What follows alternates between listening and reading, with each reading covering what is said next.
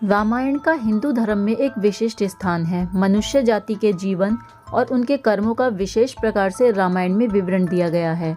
इसमें भगवान राम और देवी सीता के जन्म और जीवन यात्रा का वर्णन है। हम में से अधिकांश लोगों को रामायण की कहानी तो पता है, लेकिन इस महाकाव्य से जुड़े कुछ ऐसे रहस्य भी हैं जिनके बारे में लोगों को जानकारी नहीं है।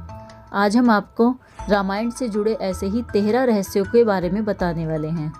ऐसा माना जाता है कि मूल रामायण की रचना ऋषि वाल्मीकि द्वारा की गई थी, लेकिन अन्य संतों और वेद पंडितों जैसे तुलसीदास, संत एकनाथ इत्यादि ने भी इसके अन्य संस्करणों की रचना की है। हालांकि प्रत्येक संस्करण में अलग अलग तरीके से कहानी का वर्णन किया गया है, लेकिन मूल रूपरेखा एक ही है।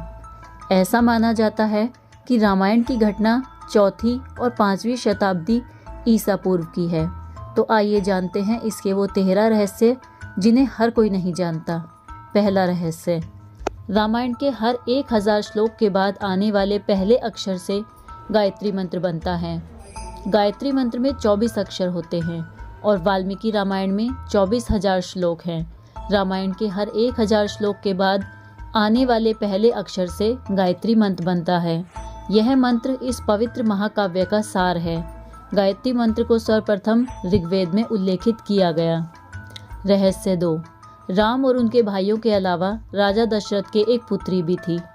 श्री राम के माता पिता और भाइयों के बारे में तो सभी जानते हैं, लेकिन बहुत कम लोगों को ये मालूम है कि राम की एक बहन भी थी जिनका नाम शांता था। वे आयु में चारों भाइयों से काफ़ी बड़ी थीं। उनकी माता कौशल्या थीं। ऐसी मान्यता है कि एक बार अंग देश के राजा रोमपद और उनकी रानी वर्षिणी अयोध्या आए। उनको कोई संतान नहीं थी।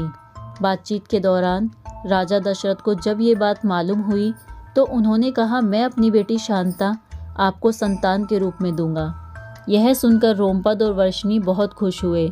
उन्होंने बहुत स्नेह से उसका पालन पोषण किया और माता पिता के सभी कर्तव्य निभाए। एक दिन राजा रोमपद अपनी पुत्री से बातें कर रहे थे। उसी समय द्वार पर एक ब्राह्मण आए और उन्होंने राजा से प्रार्थना की वे वर्षा के दिनों में खेतों की जुताई में राज दरबार की ओर से मदद प्रदान करें। राजा को यह सुनाई नहीं दिया और वे पुत्री के साथ बातचीत करते रहे। द्वार पर आए नागरिक की याचना ना सुनने से ब्राह्मण को दुख हुआ और वे राजा रोमपद का राज्य छोड़कर चले गए। वह ब्राह्मण इंद्र के भक्त थे। अपने भक्त की ऐसी अनदेखी पर इंद्रदेव राजा रोमपद पर क्रुद्ध हुए और उन्होंने उनके राज्य में पर्याप्त वर्षा नहीं की।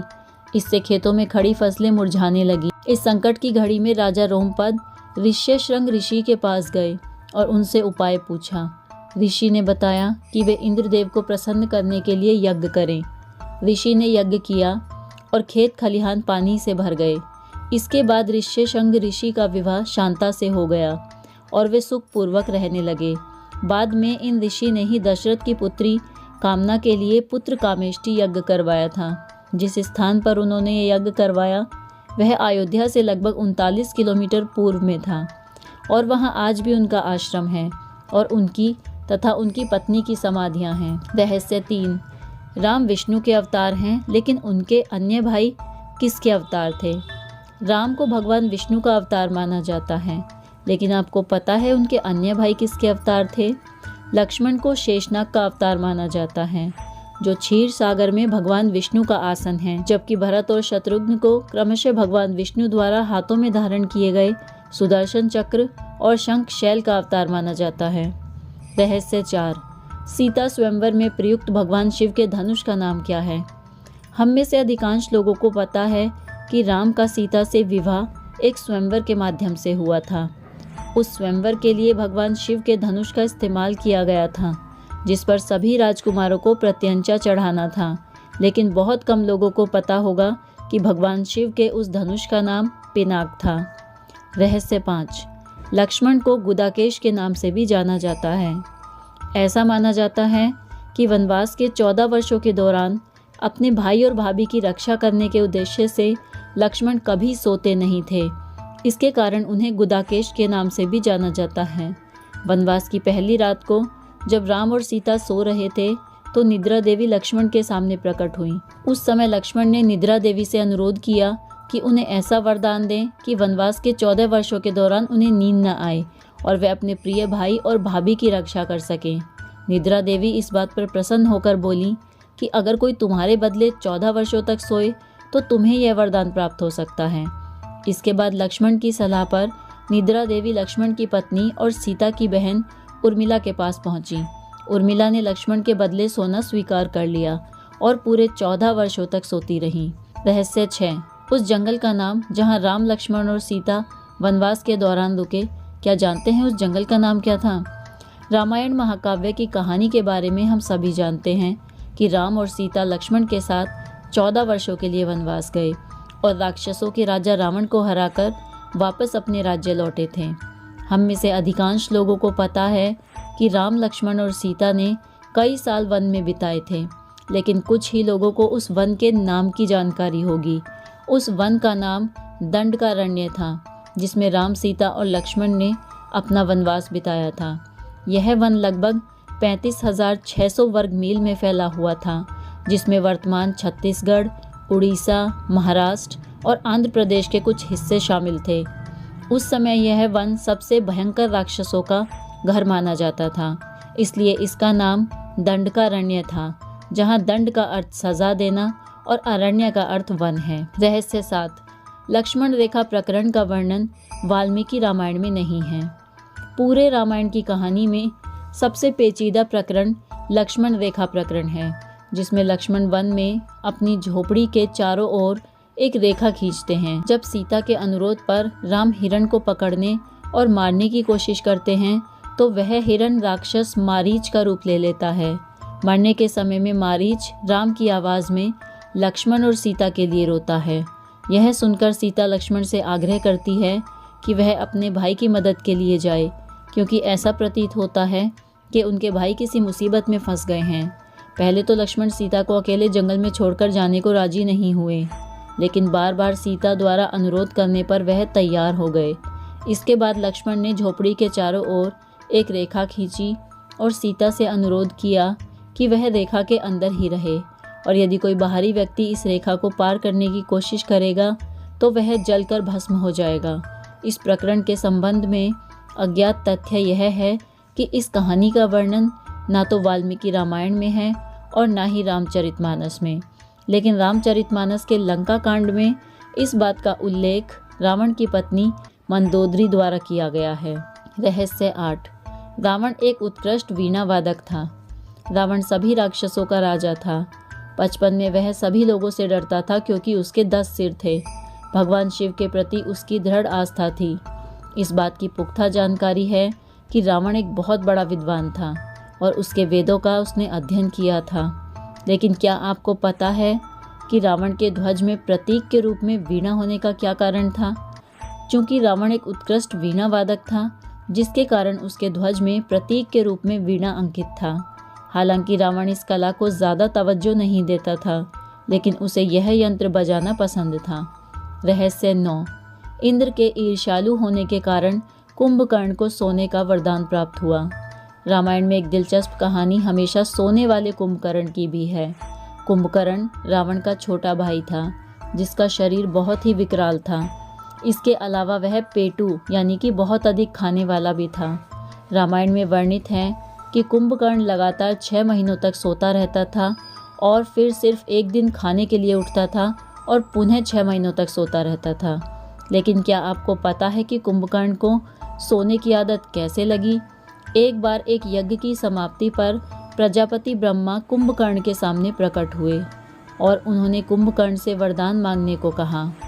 इंद्र को इस बात से डर लगा कि कहीं कुंभकर्ण वरदान में इंद्रासन न मांग ले, अतः उन्होंने देवी सरस्वती से अनुरोध किया कि वह कुंभकर्ण की जिह्वा पर बैठ जाए, जिससे वह इंद्रासन के बदले निद्रासन मांग ले।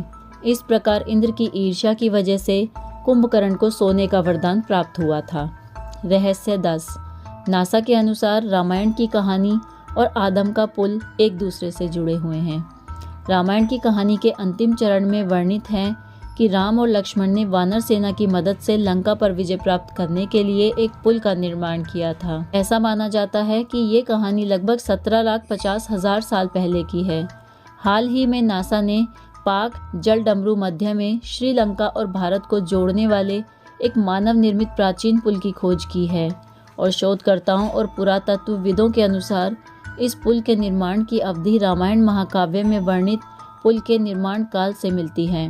नासा के उपग्रहों द्वारा खोजे गए इस पुल को आदम का पुल कहा जाता है और इसकी लंबाई लगभग 30 किलोमीटर है। रहस्य 11। रावण को पता था कि वह राम के हाथों मारा जाएगा। रामायण की पूरी कहानी पढ़ने के बाद हमें पता चलता है कि रावण एक क्रूर और सबसे विकराल राक्षस था जिससे सभी लोग घृणा करते थे। जब रावण के भाइयों ने सीता के अपहरण की वजह से राम के हमले के बारे में सुना तो अपने भाई को आत्मसमर्पण करने की सलाह दी। यह सुनकर रावण ने आत्मसमर्पण करने से इनकार कर दिया और राम के हाथों मरकर मोक्ष पाने की इच्छा प्रकट की। उसने कहा कि अगर राम और लक्ष्मण दो सामान्य इंसान हैं तो सीता मेरे पास ही रहेगी क्योंकि मैं आसानी से उन दोनों को परास्त कर दूंगा, और यदि वे देवता हैं तो मैं उन दोनों के हाथों मरकर मोक्ष प्राप्त करूंगा। रहस्य 12। आखिर क्यों राम ने लक्ष्मण को मृत्यु दंड दिया? रामायण में वर्णित है कि श्री राम ने ना चाहते हुए भी जान से प्यारे अपने छोटे भाई लक्ष्मण को मृत्यु दंड दिया था। आखिर क्यों भगवान राम ने लक्ष्मण को मृत्यु दंड दिया था? यह घटना उस वक्त की है जब श्री राम लंका विजय के बाद अयोध्या लौट आए थे और अयोध्या के राजा बन गए थे। एक दिन यम देवता कोई महत्वपूर्ण चर्चा करने के लिए श्री राम के पास आते हैं। चर्चा प्रारंभ करने से पूर्व उन्होंने भगवान राम से कहा कि आप मुझे वचन दें कि जब तक मेरे और आपके बीच वार्तालाप होगी हमारे बीच कोई नहीं आएगा और जो आएगा उसे आप मृत्यु दंड देंगे। इसके बाद राम लक्ष्मण को यह कहते हुए द्वारपाल नियुक्त कर देते हैं कि जब तक उनकी और यम की बात हो रही है वो किसी को भी अंदर न आने दें, अन्यथा वह उसे मृत्यु दंड दे देंगे। लक्ष्मण भाई की आज्ञा मानकर द्वारपाल बनकर खड़े हो जाते हैं। लक्ष्मण को द्वारपाल बने कुछ ही समय बीतने के बाद वहाँ पर ऋषि दुर्वासा का आगमन होता है। जब दुर्वासा ने लक्ष्मण से अपने आगमन के बारे में राम को जानकारी देने के लिए कहा तो लक्ष्मण ने विनम्रता के साथ मना कर दिया।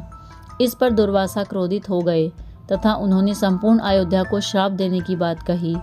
लक्ष्मण ने शीघ्र ही यह निश्चय कर लिया कि उनको स्वयं का बलिदान देना होगा ताकि वो नगरवासियों को ऋषि के श्राप से बचा सकें, और उन्होंने भीतर जाकर ऋषि दुर्वासा के आगमन की सूचना दी। अब श्री राम दुविधा में पड़ गए क्योंकि उन्हें अपने वचन के अनुसार लक्ष्मण को मृत्यु दंड देना था। इस दुविधा की स्थिति में श्री राम ने अपने गुरु वशिष्ठ का स्मरण किया और कोई रास्ता दिखाने को कहा। गुरुदेव ने कहा कि अपनी किसी प्रिय वस्तु का त्याग उसकी मृत्यु के समान ही है, अतः तुम अपने वचन का पालन करने के लिए लक्ष्मण का त्याग कर दो। लेकिन जैसे ही लक्ष्मण ने यह सुना तो उन्होंने राम से कहा कि आप भूल कर भी मेरा त्याग नहीं करना। आपसे दूर रहने से तो यह अच्छा है कि मैं आपके वचन का पालन करते हुए मृत्यु को गले लगा लूं। ऐसा कहकर लक्ष्मण ने जल समाधि ले ली। रहस्य 13। राम ने सरयू नदी में डुबकी लगाकर पृथ्वीलोक का परित्याग किया। ऐसा माना जाता है कि जब सीता ने पृथ्वी के अंदर समाहित होकर अपने शरीर का परित्याग कर दिया तो उसके बाद श्री राम ने भी सरयू नदी में जल समाधि लेकर पृथ्वीलोक का परित्याग कर दिया था। ये थी रामायण से जुड़ी कुछ रहस्यमयी बातें जो शायद काफ़ी लोग नहीं जानते। अगर आप इनमें से कुछ बातों के बारे में जानते थे तो कमेंट सेक्शन में ज़रूर बताइए। कहानी अच्छी लगी हो तो वीडियो को आगे भी शेयर ज़रूर करें।